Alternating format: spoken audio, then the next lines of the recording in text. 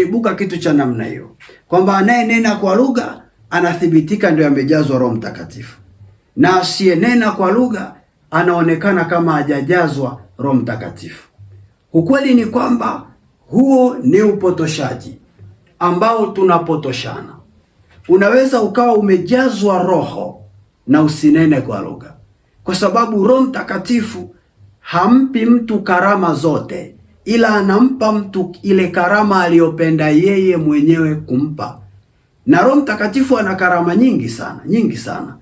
Katika kozi yangu ambao ninafundisha ya karama za Roho Mtakatifu kule ndani, Roho Mtakatifu alinisaidia kugundua karama 13 za Roho Mtakatifu. Karama 13.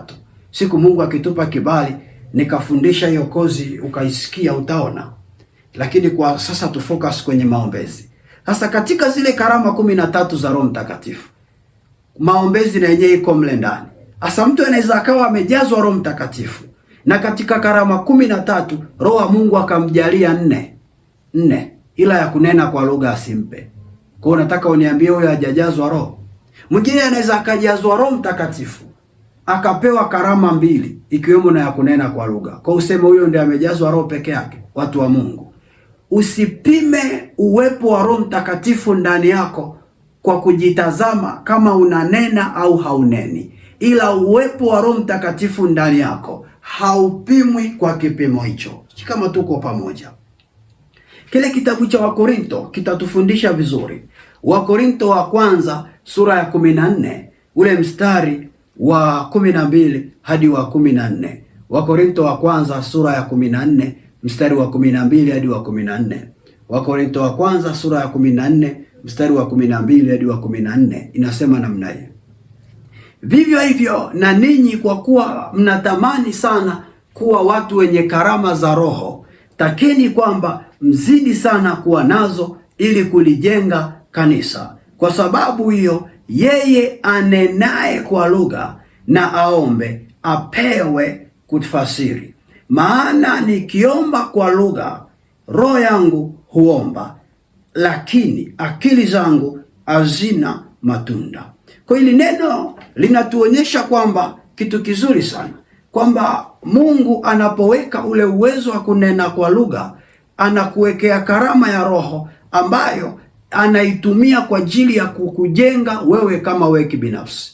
Kwa tahadhari ya kubwa sana ya kuichukua kuhusu kunena kwa lugha ni kwamba ni kipawa cha kimungu kinachokujenga wewe peke yako. Hivyo unapokuwa nacho usikitumie kama maonyesho, kwa sababu kinatumika kukujenga kibinafsi. Usikitumie kwa kujiproudi kwamba wewe ni bora kuliko Wakristo wengine. No. Ila kuwa mnyenyekevu, kwa sababu kinatumika kukujenga wewe kama sehemu ya mwili wa Kristo. Si kama tuko pamoja, kanisa la Mungu. Biblia inasema yeye anayenena kwa lugha apewe na kutafsiri. Tafsiri yake ni nini? Ni kwamba Mungu akikupa neema ya uwezo wa kunena kwa lugha, muombe akuwezeshe na uwezo wa kutafsiri hiyo lugha unayonena. Nasema hivi, Mungu akikupa uwezo wa kunena kwa lugha, muombe akujalie na kipawa cha kutafsiri lugha. Wakristo wengi tumeridhika, ukipewa tu ule uwezo wa kunena kwa lugha, hauombi kutafsiri. Na ndio maana wanaonena kwa lugha ni wengi, ila wenye uwezo wa kutafsiri ile lugha inayonenwa ni wachache. Mtu wa Mungu, tamani kuanzia leo kuwa wale ambao wana uwezo wa kunena na hapo wana uwezo wa kutafsiri. Ina maana sana kwenye ulimwengu wa roho, kwa sababu itakufanya unene na itakufanya hapo ufasiri. Kwa utakuwa unajua hata ulinena juu ya nini kwa uhakika zaidi. Na unapoomba kwa kunena kwa lugha, roho ndio ambayo inakuwa inaomba na inapata faida, ila akili hazina matunda kwa sababu hazielewi kile unachonena. Kuhakikisha unaomba uwezo wa kutafsiri. Tahadhari nyingine ya kuzingatia. Karama ya kunena kwa lugha ni moja ya karama inayopigwa vita sana na haijaeleweka vizuri kwa watu wengi. Karama ya kunena kwa lugha ni moja ya karama inayopigwa vita mno na haijaeleweka kabisa kwa watu wengi. Watu wengi hawaielewi, watu wengi wanaipiga vita, watu wengi wanawaona Wakristo wanaonena kwa lugha kama mamluki fulani kwenye kanisa.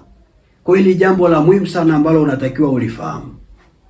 Na sababu kubwa ya kutokueleweka kwa hii karama ya kunena kwa lugha ni kwa sababu ya wale walio nayo, wengi wao hatuitumii vizuri.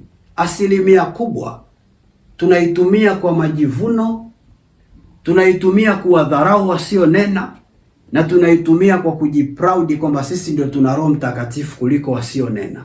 Na ndiyo maana wengi wao wameshindwa kuipokea, kwa sababu wale wanaoitumia hawaonyeshi ushuhuda mzuri. Mtu wa Mungu, tamani Mungu atakapokupa hii karama ya kunena kwa lugha, usiwe miongoni mwa wale waitumiao vibaya mpaka wamesababisha watu wengine wameichukia, ila kuwa miongoni mwa wale wanaoitumia vizuri, ili tuongezeke, tuwe wengi kwenye kanisa tunaonena kwa lugha.